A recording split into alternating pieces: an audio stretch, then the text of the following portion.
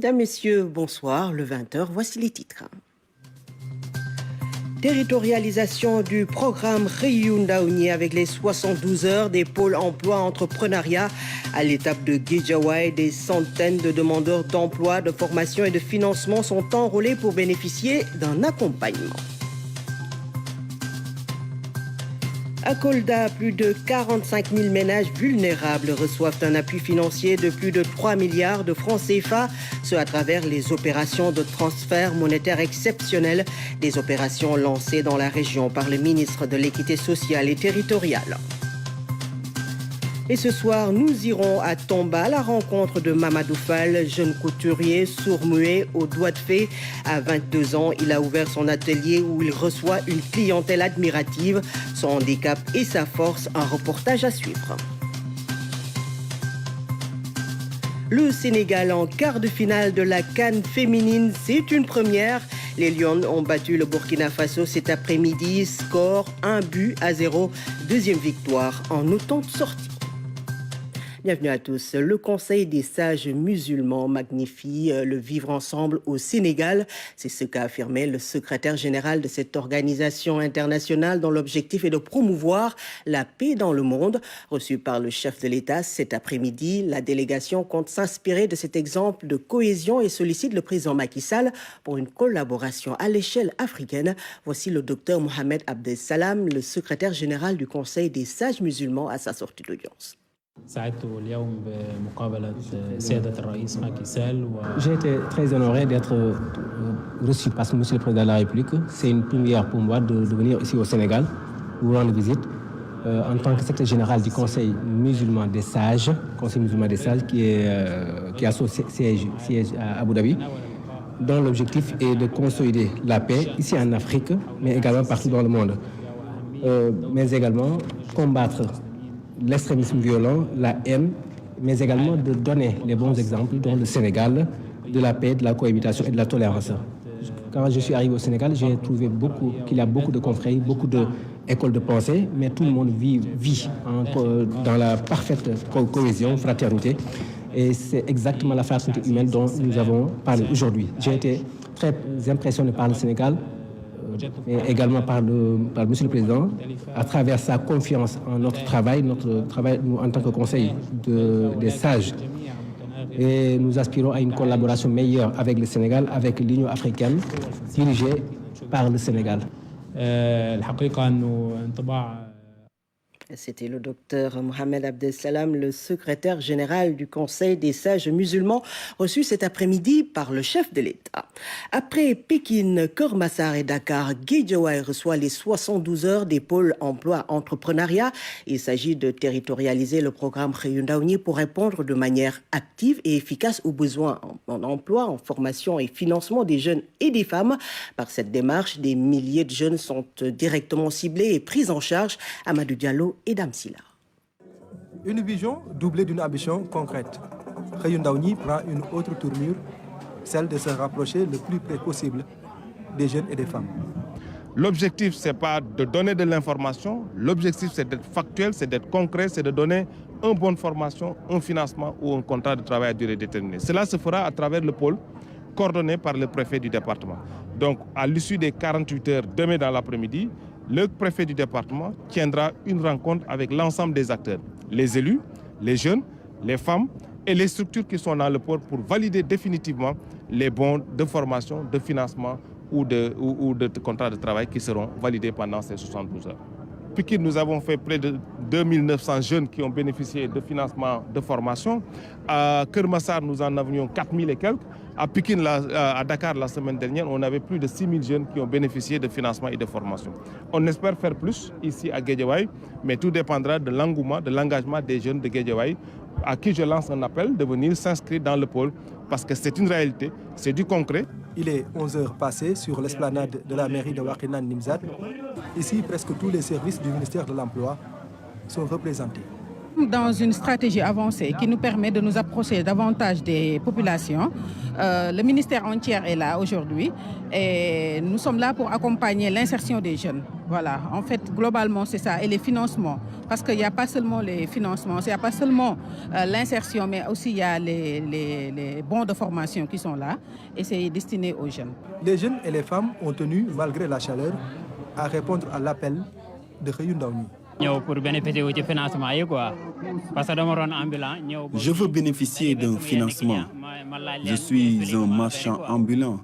Ce sont certains de mes clients qui m'ont donné l'information. J'ai alors tout laissé pour venir ici. Nous ne voulons que travailler. Je suis à la recherche d'un financement pour mon commerce. Je veux bien aider ma maman. Nous sommes bien accueillis ici et les conseillers sont ouverts et très disponibles. Je veux juste un emploi. J'ai fait ma formation en transport logistique, à de gestion d'informatique, du transport et de la logistique, qui se trouve au Golfe Sud. Maintenant, on m'a appelé hier pour juste un entretien. C'est la raison pour laquelle je suis ici. Des jeunes encadrés et formés avec à la clé un emploi et des projets financés. Voilà le métronome des 72 heures Pôle emploi et entrepreneuriat qui compte se rendre sur l'ensemble du territoire national. Et le ministre du Développement communautaire, de l'équité sociale et territoriale a lancé à Kolda les opérations de transfert monétaire exceptionnelles. Dans la capitale du Fouladou, ce sont plus de 45 000 ménages à bénéficier de cet appui estimé à plus de 3 milliards de francs CFA. Abdoulaziz Ban. Le terrain relais de Kolda a servi de cadre pour le lancement des opérations de transfert monétaire exceptionnelles pour les ménages du registre national unique de la capitale du Fouladou. Des opérations d'une importance capitale pour les populations. Cette opération répond aux défis sociaux de notre pays. Elle est destinée aux ménages vulnérables répertoriés dans le registre national unique RNU. Dans le secteur de la protection sociale, la lutte contre la pauvreté et les inégalités sociales constitue une surpriorité de la politique de son Excellence, le Président de la République, M. Macky Sall. Au nom de tous les bénéficiaires, nous tenons à remercier vivement le Président de la République pour cet appui qui vient à son heure. Nous sommes très honorés de faire partie des bénéficiaires et sachez aussi que nous sommes très contents de recevoir cet argent. Merci encore une fois au Président de la République. À Kolda, c'est plus de 45 000 ménages concernés par ces transferts monétaires. La région va bénéficier de plus de 3 milliards de francs CFA répartis entre les 3 départements que sont Kolda, Vélingara et Médina Yoro Foulah. Exceptionnellement, plus de 40 000 ménages de la région de Kolda vont recevoir 80 000 francs pour leur permettre de passer cette période difficile qui nous est venue de la Covid+, la guerre en Ukraine. Je voudrais lui dire juste de transmettre au président de la République les remerciements des populations de la région de Kolda. Kolda Wio Ndiarama Macky Sall. Les 3 milliards 681 millions revient à la région de Kolda et va bénéficier à plus de 46 000 ménages enrôlés dans le registre national unique à travers, bien sûr, un transfert de cash de 80 000 francs en un tenant. Ce montant de plus de 3 milliards est réparti entre les 3 départements de la région. Le département de Kolda recevra 1 milliard 345 millions au profit de 16 824 ménages. Le département de Vélingara recevra 1 milliard 605 millions pour plus de 20 000 ménages. Le département de Médina Yoro Foulah recevra 729 millions au profit de 9 115 ménages. Cette cérémonie a été l'occasion pour le ministre de lancer les opérations de transfert monétaire à Kolda. Dans la capitale du Fouladou, les populations n'ont pas manqué de montrer toute leur satisfaction à l'idée de recevoir ces transferts monétaires exceptionnels. Le ministre de la Microfinance, de l'économie sociale et solidaire a bouclé sa tournée de remise de crédit dans les marchés de la région de Dakar. Au marché des HLM, les bénéficiaires ont magnifié le programme post-Covid d'appui aux commerçants à Ouangaya. Selon l'ANSD, 44 863 organisations ont été répertoriées au Sénégal. 24% évoluent dans le commerce. Ces organisations concentrées entre Dakar et Thiès engrangent une valeur ajoutée estimée à 255 milliards de francs CFA. La part des commerçants est évaluée à 169 milliards. Le poids du commerce dans l'économie sociale et solidaire est important. L'accès des acteurs du secteur dit informel, particulièrement les commerçants, à des financements adaptés à leur situation, constitue une préoccupation forte de son Excellence M. Macky Sall, président de la République. Dans la région de Dakar, ces acteurs, pour l'essentiel constitués de femmes et de jeunes, répartis à travers plus d'une centaine de marchés, éprouvent des difficultés à accéder au système bancaire. 78% des organisations de l'économie sociale et solidaire sont des coopératives, tandis que 42,3% sont des GIE. Par rapport à la formalisation, l'étude révèle que 87% des organisations disposent d'un document de reconnaissance. Cependant, elle montre que plus de 80% des entrepreneurs individuels qui interviennent majoritairement dans le commerce ne sont pas formalisés. Le ministre de la Microfinance, de l'économie sociale et solidaire a clôturé la tournée régionale de remise symbolique de financement aux commerçants en activité dans les différents marchés de la région de Dakar. Les défis à relever sont nombreux, d'où l'importance du programme d'appui aux commerçants des marchés. Avec l'appui du Fonds d'impulsion de la microfinance, ce programme a été initié par le gouvernement du Sénégal avec une enveloppe d'1 milliard de francs CFA. Pour stocker les récoltes d'oignons, la solution est toute trouvée. Il s'agit du marché d'intérêt national capable de stocker d'importantes quantités dans des conditions optimales. Le ministre du Commerce et des PME a visité cette infrastructure. Sisa Diamniadio, le reportage de Abdouad. D'énormes quantités d'oignons stockés dans des hangars du marché d'intérêt national de Diamniadio. Ceci est le fruit d'une collaboration fructueuse entre le ministère du Commerce et les producteurs d'oignons. Plus de 1000 tonnes aujourd'hui va être stocké. Donc il était important que Madame le ministre vienne regarder ça, encourager les producteurs et nous donner aussi les moyens nécessaires davantage de pouvoir aller vraiment vers une quantité record de stockage en termes de production d'oignons. Des tonnes d'oignons sont perdues chaque année faute de stockage. Avec la contribution du marché d'intérêt national, les acteurs de la filière se sentent soulagés. Leurs productions connaissent une meilleure conservation. On produisait des milliers de tonnes d'oignons, mais elles pourrissaient. Avec l'arrivée du marché d'intérêt national, on peut dire que c'est une aubaine. Et ce qui est important de savoir est que toute cette quantité d'oignons était destinée à pourrir. Donc aujourd'hui, c'est une satisfaction. C'est pour ça que les acteurs ils se sont vraiment mobilisés en force. On va continuer dans cette dynamique avec l'ORSE, avec l'ARM. On va tous se donner la main pour qu'aujourd'hui, qu'il n'y ait plus de pertes post-récolte dans l'ensemble du territoire national. Pour atteindre un tel objectif, le marché d'intérêt national joue un rôle prépondérant. De quoi envisager une meilleure rentabilité de la filière oignon. Allons à présent à la rencontre d'un jeune couturier sourd-muet. Il s'appelle Mamadou Fall. Il est âgé de 22 ans et spécialisé en coupe et couture. Il a relevé le défi de l'insertion professionnelle avec le soutien de sa maman. Mamadou a ouvert son atelier de couture et propose ses services à une clientèle admirative. Le reportage de Tchorodiang. L'heure est à la livraison d'une commande passée il y a quelques jours. Ce jeune tailleur, sourd-muet, n'a plus besoin d'intermédiaire pour échanger avec ses clients au téléphone. Mamadou Fall communique avec la gestuelle via WhatsApp.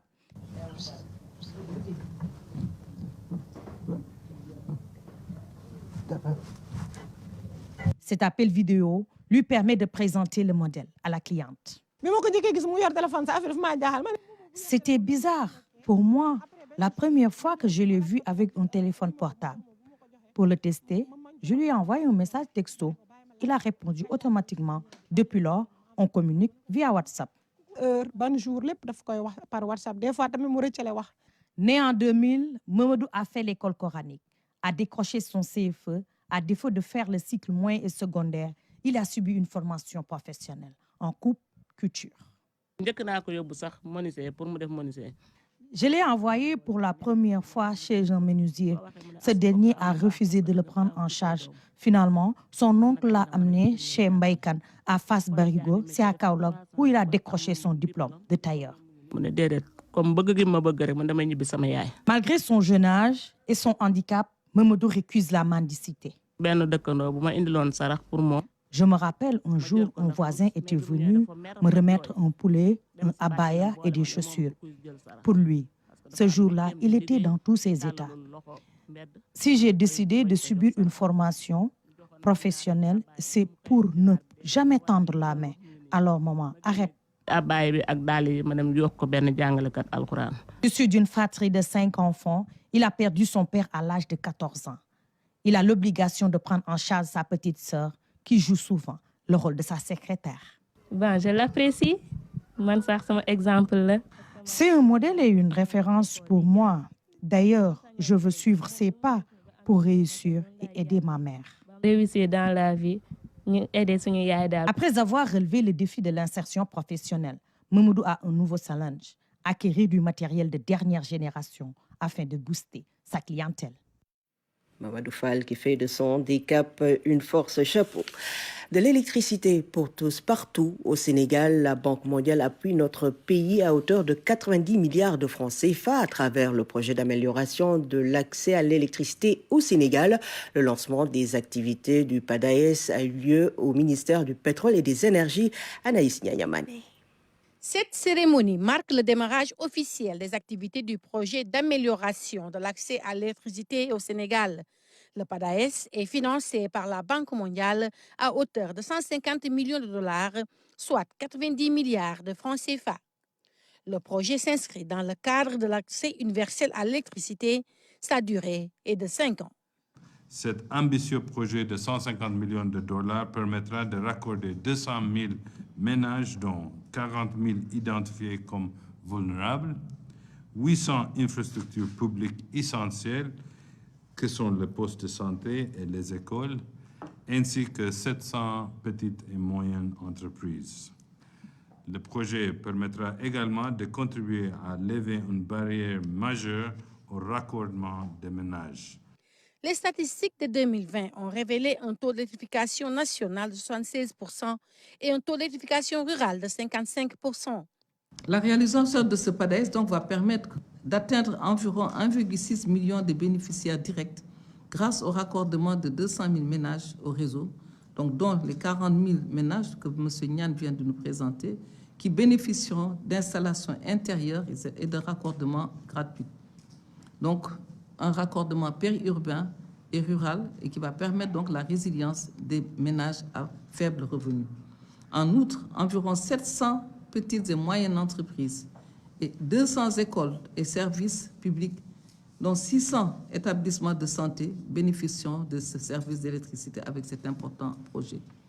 Je puis vous assurer, chers frères, que je veillerai personnellement pour la bonne exécution dans les délais et à ce titre, j'invite la Sénélec, chargée de sa mise en œuvre, avec l'appui du ministère, bien sûr, parce que vous avez bien voulu également nous soutenir, le ministère, à prendre toutes les dispositions nécessaires à cet effet. Avec le projet d'amélioration de l'accès à l'électricité au Sénégal, 1,6 million de personnes vont y bénéficier grâce au raccordement de centaines de ménages, d'établissements scolaires et sanitaires. Les premiers branchements sont attendus au premier semestre de 2023. Plus de 1000 milliards de francs CFA. Ce sont les recettes générées par le secteur minier en 2020, des recettes qui ont connu une progression malgré la pandémie de Covid-19. C'est ce qui ressort du rapport d'analyse des données minières 2020. Les résultats de ce rapport ont fait l'objet d'un atelier de partage. Mamadou Sakine et Moussa Mani. Malgré le bouleversement des activités économiques dues au Covid-19 dans le monde, au Sénégal en particulier, le secteur minier s'est montré résilient. C'est ce qui ressort de ce rapport d'analyse des données minières pour l'année 2020. Durant cet atelier, les acteurs du secteur se sont félicités des résultats obtenus. Aujourd'hui, on est au niveau des données de 2020 qui montrent une forte progression du secteur minier malgré la survenance de la pandémie liée au Covid. Le secteur minier a produit en 2020 plus de 1112 milliards de francs CFA, ce qui montre une nette augmentation. Ce bond en avant par rapport aux années précédentes cache une autre réalité. Les professionnels des mines voient un déficit de financement. Nous avons un problème de financement de ce secteur qui pourtant est un secteur où l'investissement est productif. Donc ça nous interpelle en tant que chef d'entreprise et acteurs du privé sur la nécessité de mettre en place dans ce secteur des leviers et des sources de financement durable. Cette publication du rapport d'analyse des données minières répond à une exigence de transparence et de redevabilité envers le peuple sénégalais. La Constitution, depuis 2016, a réaffirmé, a expliqué que les ressources naturelles appartiennent au peuple. Donc chaque année, nous devons quand même rendre compte aux populations, rendre compte aux autorités, rendre compte de manière transparente. Ce rapport concerne 9 des 14 régions du pays. Parmi les régions les plus évoquées dans ce rapport, celle de Thiès vient en première position avec 40 titres miniers, suivi de Kédougou qui totalise 26 titres miniers. Dakar, en plein préparatif de la semaine de la mobilité durable et du climat, un événement prévu du 3 au 7 octobre prochain. Ce matin, le comité d'orientation stratégique s'est réuni pour échanger sur les dispositifs à mettre en place pour réussir le pari de l'organisation et de la mobilisation d'Amsila. 1500 personnalités de haut rang, experts reconnus du climat et de la mobilité et d'autres acteurs sont attendus à Dakar du 3 au 7 octobre. Une semaine dédiée à la mobilité durable et au climat. Les enjeux sont multiples. Aujourd'hui, on ne peut plus parler de mobilité urbaine sans prendre en compte l'aspect climat, sans prendre en compte l'aspect développement durable. C'est en cela donc que ce partenariat trouve tout son sens. La semaine qui se dessine devra consacrer des moments importants d'échange avec une participation en termes de nombre et de qualité extrêmement importante. La semaine de la mobilité durable et du climat 2022 s'inscrit dans l'agenda climat international comme pré-COP des acteurs africains. C'est vraiment l'occasion de montrer en quoi toutes ces politiques de modernisation du transport au niveau de la ville peuvent aider à améliorer la qualité de l'air, à lutter contre le changement climatique pour arriver à ce qu'on appelle un co-bénéfice qui consiste à réduire les impacts au niveau de la santé des populations tout en adressant le changement climatique pour le bien-être de l'humanité. Des propositions seront présentées en adoptant la déclaration de Dakar, contribution de haut niveau portée à la COP27 qui se déroulera quelques semaines plus tard à Sharm el-Sheikh. La voix des acteurs, notamment africains, est peu entendue au niveau des COP. Et il y a un vrai besoin de porter cette voix. Donc plus il y aura de mobilisation de différentes initiatives, de différents réseaux, plus on sera entendu. On essaiera d'avoir des représentants des Nations Unies ici pendant la semaine. Notre objectif, c'est de promouvoir les politiques de mobilité urbaine soutenable à travers des actions de formation, d'animation et d'échanges scientifiques, techniques, économiques et sociaux concernant les systèmes de développement urbain entre pays en développement et les pays qu'on appelle plus vulgairement les pays du Nord ou les pays occidentaux. La semaine de la mobilité durable et du climat réunira 300 intervenants autour de 70 keynotes. Différentes activités portant sur les enjeux d'atténuation et d'adaptation au changement climatique seront au menu. Et ce sera du 3 au 7 octobre prochain. 25 opérateurs et opératrices agricoles de la zone périurbaine de Dakar ont reçu leur attestation de fin de formation. Ils ont été capacités en formalisation des entreprises, une initiative portée par la Chambre de commerce de Dakar et déroulée par le Bureau international du travail, Pape Koulingom. Je me nomme Marem Fall. Elle fait partie de la vingtaine d'opérateurs et opératrices agricoles à avoir participé à cette session de formation sur la formalisation de l'entreprise. Pendant ces 3 jours, on a appris comment formaliser notre entreprise pour les jeunes entrepreneurs qui veulent ouvrir une entreprise. On nous a expliqué comment s'enregistrer, les démarches. On nous a aussi donné quelques contacts. On nous a aussi expliqué sur la comptabilité, le fait d'avoir une comptabilité bien définie pour faciliter les financements. Au Sénégal, l'agriculture constitue le secteur le plus pourvoyeur d'emplois. C'est pourquoi améliorer les compétences de ces acteurs devient une nécessité. L'agriculture aujourd'hui est le domaine le plus important, le plus essentiel pour notre économie. Et vous le savez, c'est le secteur le plus informel de notre pays. Chacun d'entre nous, beaucoup de Sénégalais ont leur lopin de terre. Vous allez dans n'importe quel village, le villageois, il se réveille, il a son lopin de terre, il cultive, il vend au bord de la route ou bien dans la coopérative du village. Aujourd'hui, nous les appelons à comprendre qu'une entreprise agricole, également, que dans le monde rural, on peut créer des entreprises qui se développent, qui font face, qui ont une comptabilité, qui font face à leurs obligations fiscales, qui recrutent du personnel qualifié et qui se développent pour aller vers des dimensions ou des tailles respectables. Cette session de formalisation des entreprises est une contribution au programme national Xëyu-Ndaw yi. Tout ce que nous faisons, c'est en relation avec la politique économique du gouvernement. Nous ne pouvons pas faire des choses à part. Nous sommes en lien direct avec le programme Xëyu-Ndaw yi. Après la Côte d'Ivoire et la Gambie, le Sénégal est le 3e pays en Afrique à expérimenter le concept formaliser votre entreprise. Le Sénégal qui célèbre le 7 août prochain la journée nationale de l'arbre. Le Khaya sénégalensis est l'arbre parrain de l'événement et le ministre de l'Environnement et du Développement durable a annoncé lors du CRD sur la campagne 2022 de reboisement. Cette année, les jeunes recrues du programme Xëyu-Ndaw yi seront mobilisés. Mama Moussagna. Reverdir l'ancienne région du Cap-Vert, c'est l'ambition des acteurs. À travers ce comité régional de développement, ils ont exprimé leur ferme volonté de reboiser pour cette campagne 7 axes routiers dans la région de Dakar. Nous sommes à 810 000 plants, toutes espèces confondues. J'invite les maires et présidents de conseil départemental à s'approcher du service des eaux et forêts pour la mise à disposition de ces plans. Je les exhorte aussi à apporter leur soutien et à s'impliquer pleinement aux côtés des services des eaux et forêts et de l'Agence sénégalaise de la reforestation et de la Grande Muraille Verte.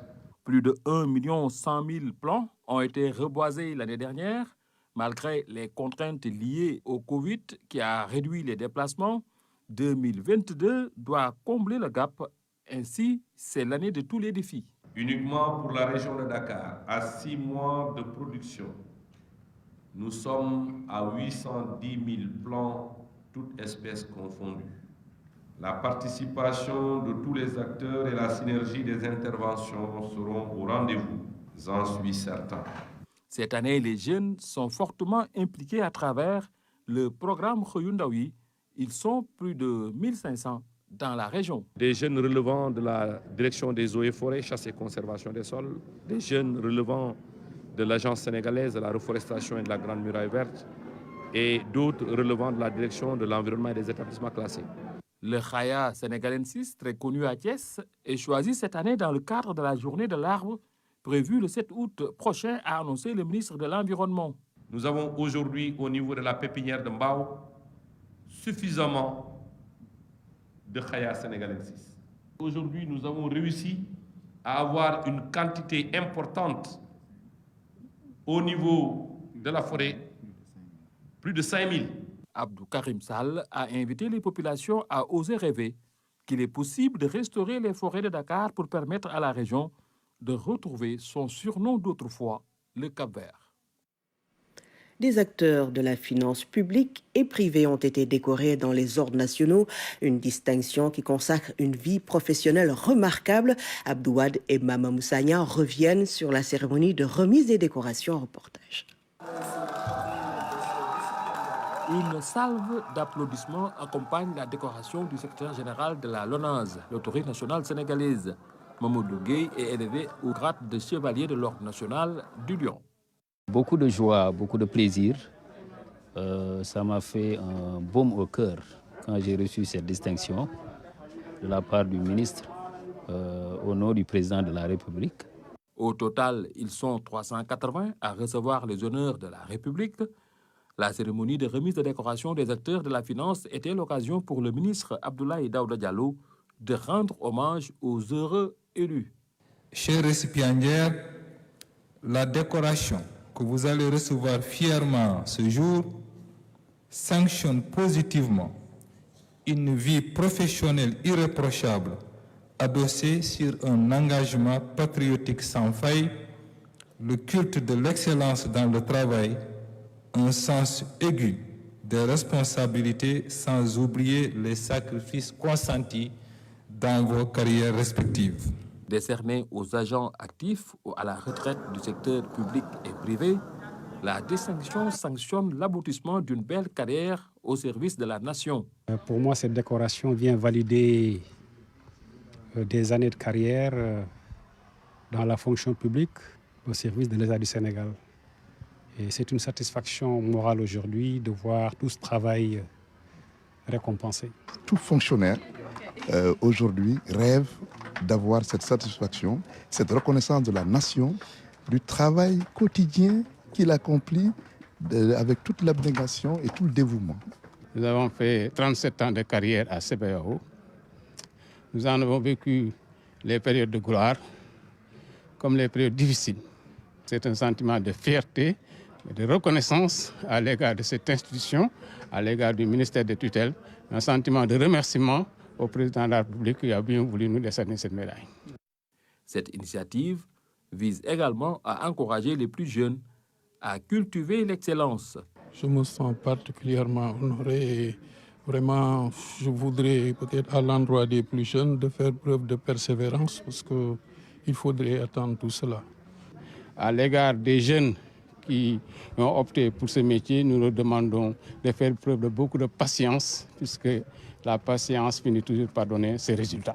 La leçon qu'on en tire, c'est qu'il faut s'armer de persévérance. Il ne faut pas être pressé. Il faut que, étape par étape, qu'on essaie de gagner les combats d'une carrière professionnelle. Cette décoration aux différents ordres nationaux confirme l'attachement de l'État à son capital humain avec un regard attentif sur ses performances.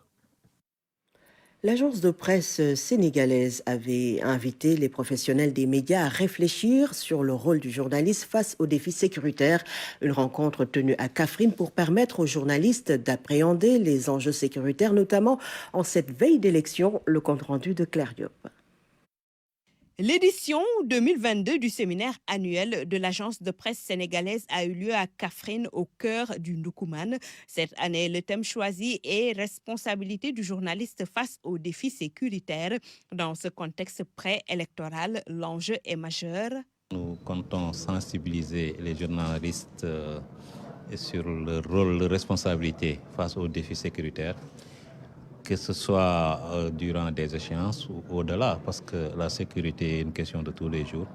C'est pourquoi nous avons porté notre choix sur Kaffrine, qui est un corridor, comme l'a rappelé tantôt M. le préfet, donc qui dessert beaucoup de pays de la CEDEAO.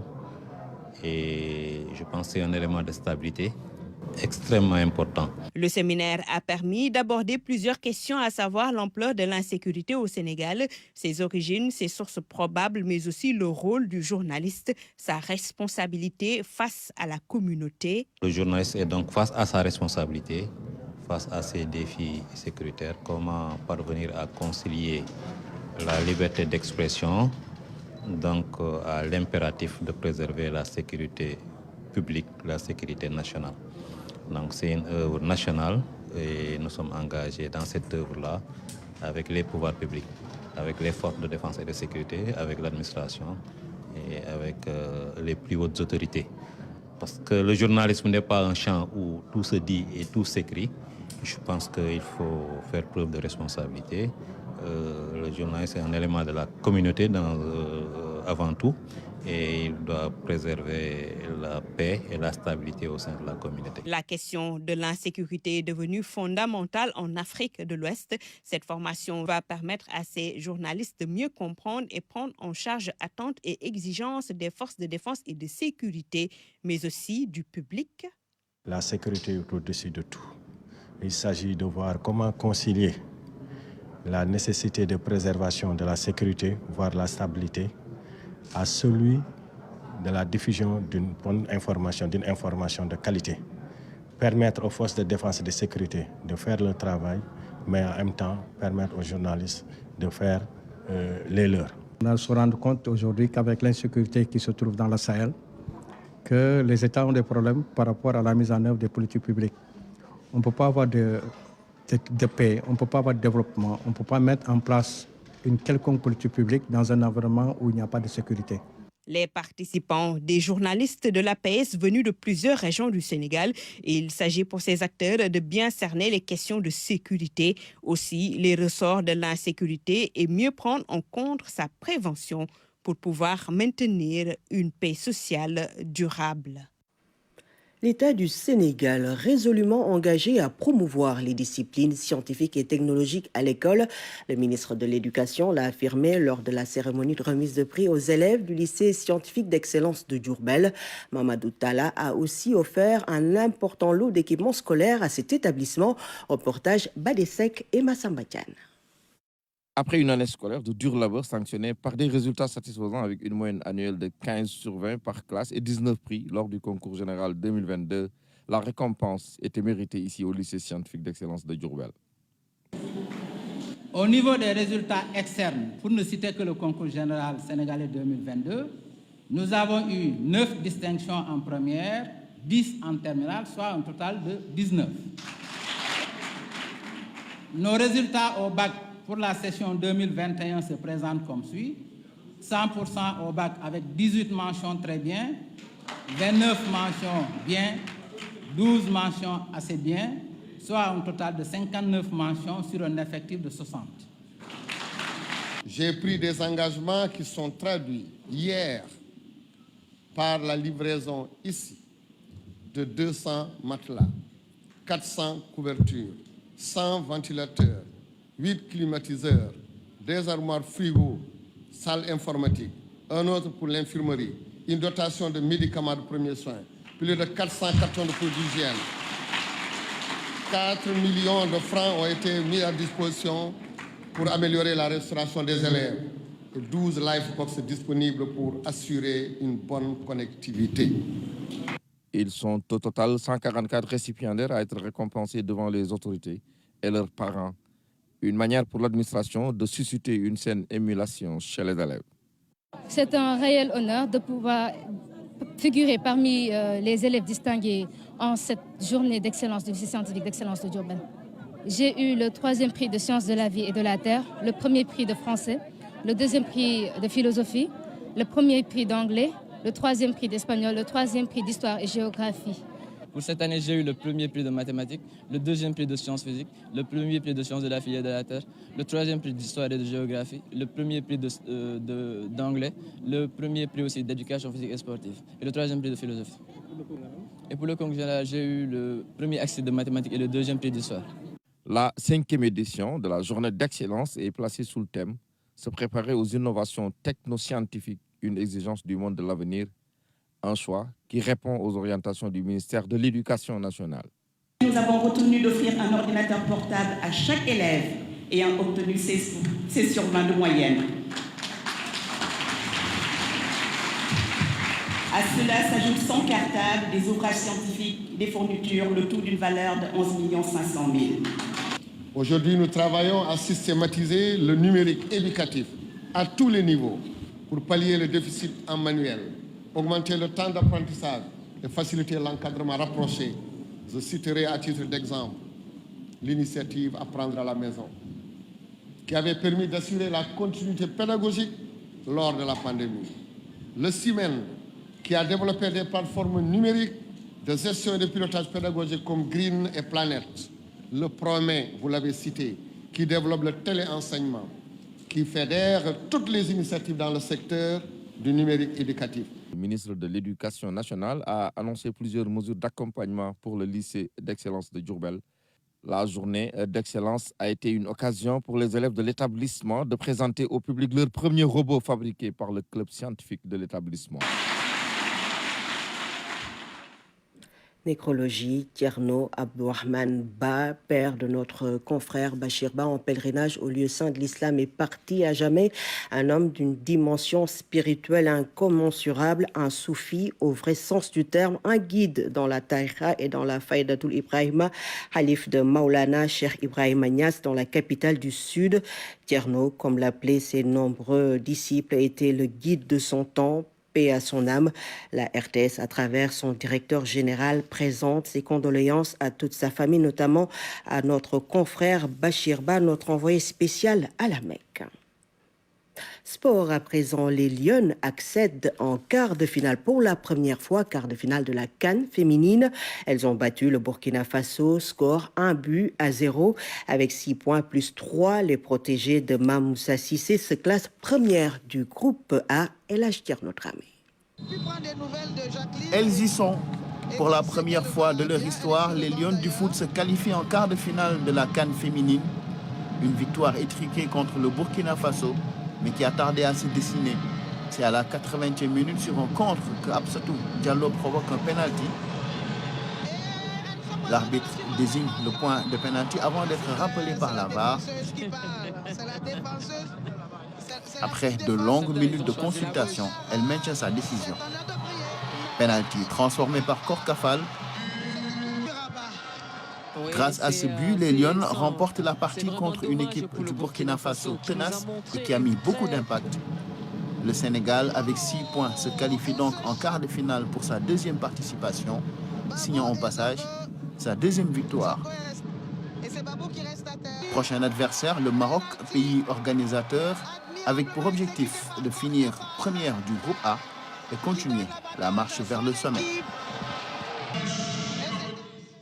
Et l'entraîneur des Lionnes, Mamoussa Cissé, félicite ses joueuses après cette grosse performance. Selon lui, le prochain challenge de l'équipe nationale féminine, c'est de terminer à la première place de la poule A. Voici Mamoussa Cissé en conférence de presse d'après-match. Oui, on est très content de cette victoire parce que déjà, avant d'aborder le troisième match, elle nous propulse en quart de finale. Donc on n'aura pas la pression de la qualification. Surtout que le troisième match, ça va être contre le pays organisateur. Donc, je pense qu'aujourd'hui, il faut féliciter les filles pour cette grosse performance. Ce n'était pas évident du tout. C'était un match dans un contexte assez difficile par rapport à un manque de fraîcheur, à une fatigue physique que nous avons sentie. Mais elles ont su répondre aux exigences du haut niveau. Elles ont su se prendre en charge, déjà pour ne pas prendre de but.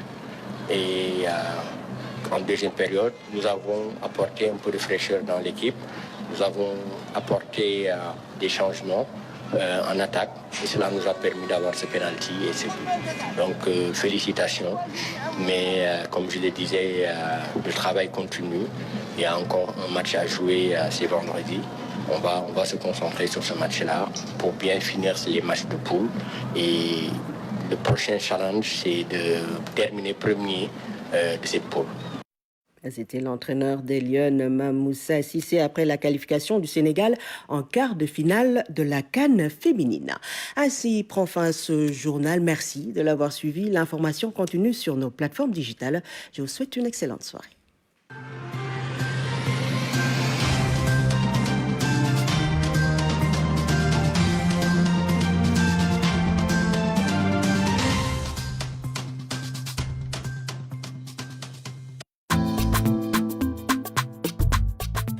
La Banque agricole LBA vous offre le bulletin météo du jour.